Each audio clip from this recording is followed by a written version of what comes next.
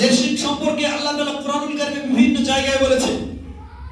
আমরা জানি যে লুকমান আলাইহিস সালাম তিনি তার পুত্রকে উপদেশ দিয়েছিলেন, হে বৎস, খবরদার তুমি শিরক স্থাপন করবে না। এটা অন্যায়, এটা এত বড় অন্যায় পৃথিবীতে আর থেকে বড় আর জুলুম নাই।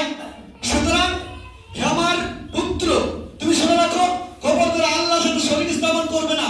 ওয়াদাওয়াল্লাহ শারি, যার সমতুল্য, যার সমকক্ষ কেউ নাই, অর্থাৎ এক আল্লাহর ইবাদত করবে।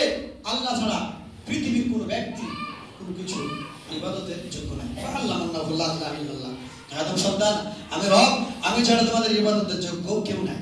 অতএব হে বৎস, হে পুত্র, হে সন্তান, আল্লাহর সাথে শরীক স্থাপন করবে না। আল্লাহ তাআলা কোরআনুল কারীমে সেটা আলোচনা করে দিয়েছেন নম্বরে।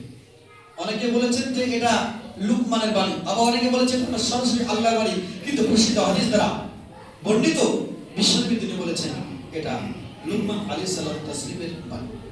যদি আল্লাহ তাআলা ইতিহাস থেকে কোরআনুল কারীমে তুলে দিয়েছেন, তাহলে আল্লাহ তাআলা এই বাণীকে কত পছন্দ করেছেন। তার মানে একজন পিতার তার সন্তানকে, তার পুত্রকে উপদেশ দেওয়ার কত গুরুত্ব রয়েছে, যে হে বৎস, হে সন্তান, হে আমার ছেলে, রবের সাথে অংশীদারিত্ব করবে না। এটা লুকমান তিনি বলেছেন, আল্লাহ তাআলা ইতিহাস স্বরূপ কোরআনুল কারীমে তিনি তুলে দিয়েছেন। তাহলে প্রত্যেকটি পিতাকে তার সন্তানদেরকে অ্যালার্ট করা প্রয়োজন, দরকার, যে খবরদার তোমরা আল্লাহর সাথে শরীক স্থাপন করবে না। বিশ্বনবী সাল্লাল্লাহু আলাইহি ওয়াসাল্লাম তিনি শিরককে পরিহার করার জন্য, কুসংস্কার বিতাড়িত করার জন্য পৃথিবীর জমিনে জন্ম নিয়েছেন।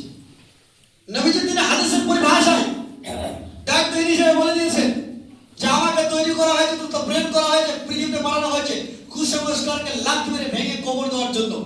আমি মুহাম্মদ, আমাকে আল্লাহ তাআলা বার্তাবাহক হিসেবে ওই গ্রন্থ নিয়ে পাঠিয়েছে এই জন্যই যে শিরক কুফরি মতবাদ থাকবে না, এটা সর্বনাশ করে ইসলামকে উত্তীর্ণ করার জন্য। তোমরা মনে রাখো, আমার একটা নাম হলো মাহি, অর্থাৎ শিরক ও কুফরিকে বিধ্বংসকারী। তাই তো সেদিন কাবা ঘরে রাসূল তিনি উঠে প্রত্যেকটি মূর্তিকে ভেঙেছিলেন আর কথা বলেছিলেন, জাল হক ওয়া জাকাল বাতিল।